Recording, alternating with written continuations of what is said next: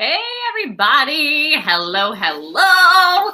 It is Momentum Monday over here, but on whatever day you are watching this, hello. I have a strong sense that this message is going to bless you. This is one that I personally grew up struggling with for quite a long time, so there's grace for this. But I can also say, being on the other side of that is where I'm reaping the rewards. If you do the work, you will feel so much more confidence, ease, freedom, just peace and contentment as you navigate usually relationships, although boundaries can really apply to work and other things in your life as well. So the first thing that probably is going to be helpful in setting up this message is, why in the heck are boundaries so hard? Why is it that we believe that? Why is it that that's been our experience? Why can that be true? Right? Because it's not always, but why can that be true? Well, number one is that we've never learned how to have them, how to create them in a healthy way, how to honor and respect other people's boundaries. We just didn't see a model for that. Maybe it wasn't something that was widely accepted in our home or our family of origin. Maybe we had a lot of unhealthy boundaries. So we just saw a lot of what not to do, but we never saw what to do and what is good, what is healthy, what is productive, and what actually brings more space into our life for the things that we actually do want, right? Because sometimes, especially without having boundaries, we invite and entertain and tolerate so much extra weight that was never ours to carry. And then we get entangled in it. We've got to start figuring out, how in the heck do we get out of this mess, and how can we buffer ourselves from getting into anything that looks close to that in the future, right? So first thing, we've never learned how to operate with boundaries. Two could be that we don't feel like we deserve them. Maybe our self-worth is in such a low place that we actually feel like our needs don't matter. Maybe that was the messaging that we grew up with, because a lot of times as we're growing up, that's when some of these core beliefs in our foundation is formed, right? Especially around identity. Maybe we had this belief, and then we just saw repeated patterns of that being true, almost a self-fulfilling prophecy, where that's the belief that I have. So now I create or co-create experiences where that is actually my reality. That is my experience time and time again. And then I'm sitting here wondering why. So deep down, though, we could feel like we don't deserve to have our needs met, that we're not worth having boundaries respected. With me? So we might not actually articulate that, but that could still be a belief, and we can see that in our behavior and how we show up. Okay. And then lastly, now I am saying that there's probably many reasons why this is true, but just to give you some context, another one is that we are too focused on the needs of others and prioritizing those over our own. So much so to the point where we don't even recognize that we have needs, right? It might even be really hard to be like, well, what do I need? Or we might not even slow down enough to ask ourselves that or create space for that, because we're so caught up in prioritizing other people that we literally do not know where they begin and end and where we do. We're just entangled in it, right? So that could be some of the why boundaries are interesting. Our dynamic can be somewhat challenging or complex to really operate and to facilitate and to manage and to honor and respect in your life and in the lives of those that are connected to you. So the good news is that I am going to give you 5 steps to really help you practice really applying healthy boundaries, and as a result, help you grow in confidence and feel a greater sense of ease and contentment as you navigate relationships. I will say there's probably so many more than 5, and this is not an all-encompassing 5, but this is a good starting point, and it's concise enough that you can take the nuggets that really work for you and apply them ASAP, okay? So without further ado, number 1, this probably is my all-time fave, only because for me personally, this one was so hard. And I didn't know it was hard until I had to face how hard it was. Ever been there? So this one is, give yourself permission to really tune into what it is that you need. Give yourself permission to really tune into what it is that you need. Now, for me, I was one of those people that grew up in a very unhealthy dynamic. I witnessed a lot, experienced a lot, basically was getting the message that my needs didn't matter, that there was so much chaos and so much dysfunction in the home that needed to be tended to, that just don't be a problem and just be useful, just help things operate, right? So learned survival. And I really remember ingraining this as early as like 7 to 10 for sure. By 10, it was definitely there. So for me, by the time I was a teen, I remember being in a therapy session because I was a child of an alcoholic. So as part of a divorce process, we had to be in counseling. And I didn't, at the time, I'm like, I'm good, right? Like, what do we talk about? Like, my processing is not in a place where I feel like I need it, right? That would come later. But I do remember being handed a worksheet, and it just had all of these, one had all these emotions on it. And I just didn't even recognize emotions because I had been so busy prioritizing what was going on around me that I didn't even know what I felt. Was I scared? Was I anxious? Was I angry? Was I confused? Was I, what else? Fearful, right? Like there was just so many emotions on this piece of paper that I had never actually identified that, wow, yes, that's exactly what I'm experiencing in my being, because I had just convinced myself that it didn't matter. So why would I even entertain it? Why would I even bring that to the table like somebody's going to care? That's how crazy it was, right? So in my, 10-year-old brain, I was like, well, whatever, like this isn't a big deal. Like there's other things that are more important with me. Now, another one that I was given was this big worksheet of all of these needs. And that was like, because I literally could not put language to what I felt like I needed. Did I need comfort? Did I need reassurance? Did I need affirmation? Did I need protection? Did I need provision? Did I need safety? Did I need security? Like what was I grappling with that is a legitimate need, right? Like I think to some degree, I'm like, well, I have a roof over my head.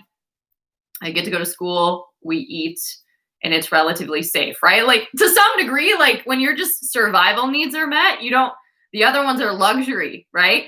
So that was a really crazy experience. And I share that because there was a time, even in grad school, where I came across a book by Julia Cameron called The Artist's Way. And she had two things in there. One, she had the morning pages, which blew my mind because one, creating space for myself was something that was super awkward.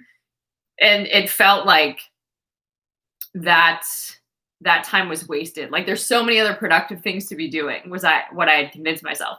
So sitting down and actually journaling felt super awkward in the beginning. Then journaling without an intention, I was like, why would one do this? This seems like such a waste of time, right? But there was a process at work there. And it was really showing me, again, what I was thinking, what I was feeling, the stories that I was telling myself. Even though I wasn't going back and rereading it, I really was getting more conscious and aware of everything that was going on inside of me. So that was revolutionary. Also, she has this thing called the artist date, which again felt super weird in the beginning, but you literally set time in your schedule that's non-negotiable you time, that you prioritize that just like you would anything else, and you show up and you spend that time with you. So you intentionally create space to really pay attention to what's going on in your heart, what's going on in your mind, what's going on in your emotions, to accurately reflect on areas of your life and get a pulse on what it is that you need, and then be able to start tending to those needs in ways that are healthy. And sometimes in the beginning that can feel really weird because we're like, well, what do healthy people do to get their needs met? Right? Like if you've only seen unhealthy people get their needs met by really unhealthy things, by particularly numbing out in some kind of way, what are healthy ways to get your needs met? Right? And to literally feel lighter and lifted as you do that. So I'm not talking just like pedicure because that needed to be done. Like even that could be a task that you check off, right? So wild. But I am sharing this because making time, creating space to actually figure out what the heck it is that you need is so, so important, because when we do not do that, we find that we go through life not having needs met. And a lot of times these are emotional too, not just physical, because physical you can kind of just throw money at or tend to, right? But emotional needs and what's going on in your soul, that's quite different. That's why we're seeing now mental health becoming a huge issue, right? Heart health, so many things. So give yourself permission, because otherwise we're also going to be looking to other people to meet our needs without even being able to communicate what we need. And then we're getting mad and building resentment because they're not somehow meeting what it is that we need, and we're not even communicating that we need them to do that. And it gets really, really convoluted and messy. So give yourself permission to really tune into and get crystal clear and as specific as possible on what it is that you need. Okay. And then be willing to commit to healthy ways of getting your needs met. All right. Number 2 is remind yourself that you are worthy of expressing your needs. This can also feel very strange in the beginning when we are so accustomed to prioritizing other people's needs. To actually be brave enough to communicate yours feels like a huge risk. And it takes a lot of courage. And even like hearing yourself express your voice in the beginning is weird. It's weird, but it's so, so important. And you'll also find that you're more vulnerable, you're more authentic, you're more connected, and you can develop greater intimacy with people, which we all crave, right? So that's number 2. Number 3, remind yourself that you wish to be close to people in your life that respect your boundaries. You want to be around healthy people in your life. You want to be in relationship with healthy people, right? And it's our job to give them the ability to honor our boundaries. If we don't set one, they can't honor it, right? So we want to give them the ability to honor the boundaries that we have, right? Create the boundaries so that they can honor it. And if they don't, that communicates something, right? And the beautiful thing about this is that boundaries really help us recognize a few things. They help us see that boundaries actually deepen, grow, and improve relationships. That's the intention, right? But they can also create distance if the dynamic of a relationship requires that, right? If it's going down the path of dysfunction and toxicity, you need to distance yourself from that. But unless you set a boundary, you just let that come right into your house, right? Like it's a really good example, like I have a Ring app on my phone, right? So there was a dog that set off the Ring because there's this dog that's like out on the loose, and all these neighbors are making comments like, bring the dog home, where's the dog, whose is it, right? All this stuff, right?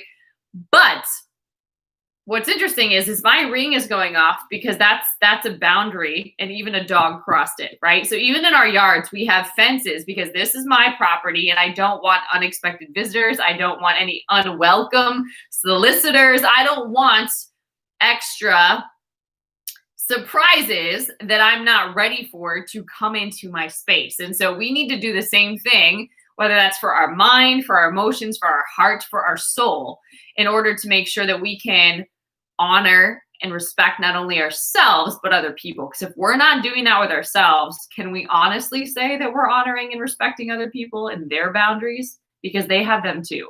And if we're not setting them and holding them with ourselves, we're probably not respecting other people when they set a boundary. That can feel really traumatic. Like, oh, they're just not interested in me anymore. No, they have a boundary, right? They want to be an individual and be in a relationship with you, right? And not be constantly at your beck and call 24/7, just as an example, right? All right. So number 4 is express the boundary firmly, kindly, and clearly. And this is so, so important because a lot of times we could feel some kind of way, we could think something, but we're not actually communicating that in a clear, firm, and kind way. So there's timing to this. There's practice to this. Sometimes we're not really good when we first start setting boundaries. Sometimes we could just be mad and then we point fingers and blame, right? But that could have just been a boundary, right? And these are best communicated when emotions are not high, like let emotions subside and then decide. So having a conversation when you've had time to process and tune in and get clear on what you need and where maybe for you a unspoken boundary was crossed and where that needs to be firmed up and communicated clearly. You can't just assume that somebody's going to know what your boundary is. And then lastly, number 5 is send yourself compassion and gratitude for being brave enough to really step into and speak your truth regardless of the outcome. Regardless of the outcome. Meaning, if this relationship, worst case scenario, needs to end, I'm willing to honor my needs and my non-negotiables and the standard that I'm called to and release this relationship if that is the case, right?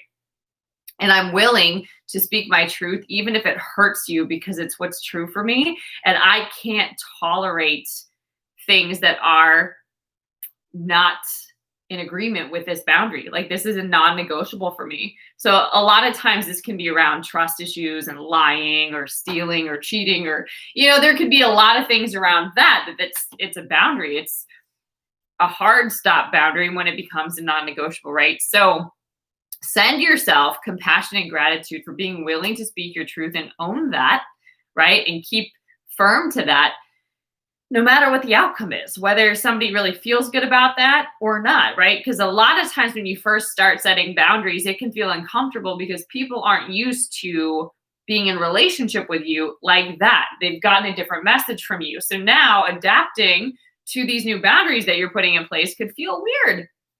Oh, this is what we're doing now. Where am I at in that, right? It can feel weird to try on, just as weird as it is for you. So give yourself compassion and gratitude, and also grace, because this is a practice and a process. And just remind yourself that boundaries are really helping you make space for the things that you actually want and for the things that actually matter in your life. Now, in a year of quarantine, a lot of people are doing this. They're deciding, you know what, like, I've tolerated that for too long. This actually is not in alignment with my vision, the call that's on my life. This is actually really unhealthy. I need to put these boundaries in place. This is actually what matters. And because this matters, then all this needs to go, right? Like, we're doing a lot of adjusting. And if we're practicing these 5 things consistently, it's not as hard. And we will, again, grow in confidence. We'll have instant feedback pretty much for the most part. And it will become easier to stand firm in who you are. It will become easier to express yourself in a kind and clear and firm way. It will become easier to identify people that are a fit for your life and people that are not, and do so with honor and respect, right? So hopefully this message blessed you. Oh my goodness, this is a topic that you can unpack for a long time, but I wanted to keep it super simple and basic. I feel like it's so relevant for the times that we're in and worth a refresher. So this might be a video to replay and take some notes and just even talk about with people that matter to you. But I really recommend, if you are not currently setting time for yourself to do that, sometimes hiring a coach is really, really helpful. So the great thing is I have a couple of resources for you over on julianapage.com. There's a self-mastery course over there that's really great as far as doing some of this deep inner work of asking yourself some pretty tough questions and sitting with that and allowing yourself just to have space to go through a process. Beautiful experience. You can go check that out. It's called You 2.0. Also have coaching programs. I've been in a coaching practice for many years, since 2009. So this is something that probably I was trained to do a majority of my life, but officially stepped into that industry in 2009. So it's something that I love. It is something that I'm so passionate about because I love helping people really step into the freedom that they're called to, because healed people heal people, and free people free people. We need way more people that are healed and free to be speaking and game changers and to be history makers, all those things in the world. So I help activate and launch those folks. So if you haven't, go check out julianapage.com for those resources. You can also, if this message is a blessing to you, make sure you subscribe to the YouTube channel. for sure, because then other people can get exposed to it. You can copy the link, share with a friend. But also, you can listen to the Spirit Filled Real Talk podcast with Juliana wherever you get your podcasts. I do new episodes every Saturday, sometimes more by request. So you can always email me things that you would like to know more about, that you're struggling with, that you want to hear about. You can always send me a message and I will take those and potentially turn it into a episode. So, all right, guys, that's all I've got for you. Until next time, stay blessed.